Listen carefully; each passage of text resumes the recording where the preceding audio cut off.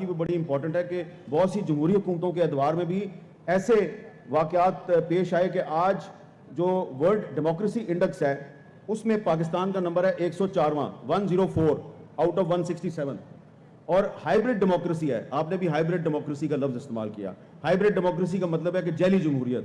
اور انہی ہماری جمہوری حکومتوں سیاسی حکومتوں کے دور میں جو نظام انصاف ہے تو رول آف لا میں بھی پاکستان کا نمبر 130واں ہے.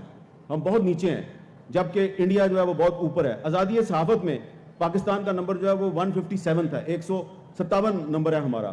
ہم ہر معاملے میں نیچے ہیں اور یہ جمہوری ادوار میں ہیں. اگر میں ایک مثال دینا چاہتا ہوں, کسی کو میں اوفینڈ نہیں کرنا چاہتا.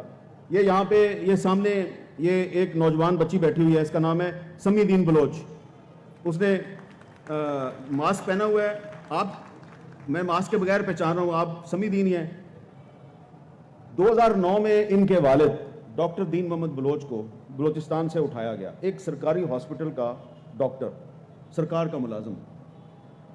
اس وقت یہ اور ان کی بہن بہت چھوٹی تھیں. میں ان کو 2009 سے دیکھ رہا ہوں. جمہوری دور تھا, پیپلز پارٹی کا دور تھا, جمہوری دور تھا. یہ بہنیں جو ہیں یہ 2009 سے کراچی, کوئٹہ, اسلام آباد اور پتہ نہیں کہاں کہاں پہ دھکے کھا رہی ہیں, اپنے باپ کو تلاش کر رہی ہیں. ابھی پرسوں بھی میں کوئٹہ میں تھا ایک جگہ پر, وہاں پہ بھی میں نے ان کے والد صاحب کا کیس جو ہے وہ پیش کیا اور ہاتھ باندھ کے درخواست کی کہ یار اگر وہ مجرم ہے تو اس کو کورٹ میں پیش کر دو, اگر وہ مجرم نہیں ہے تو اس کو چھوڑ دو.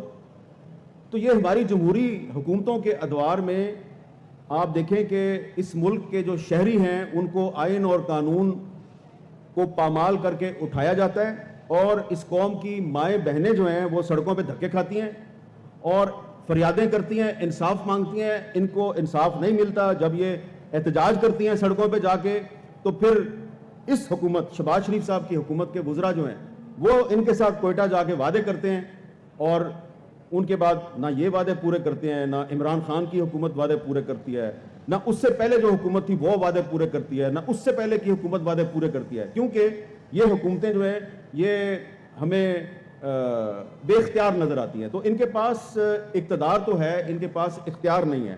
اس لیے کہ جو پاکستان کی جو سیاسی جماعتیں ہیں یہ اپنے آپ کو جمہوریت پسند کہتی ہیں, لیکن ان سیاسی جماعتوں کے اندر جمہوریت نہیں ہے.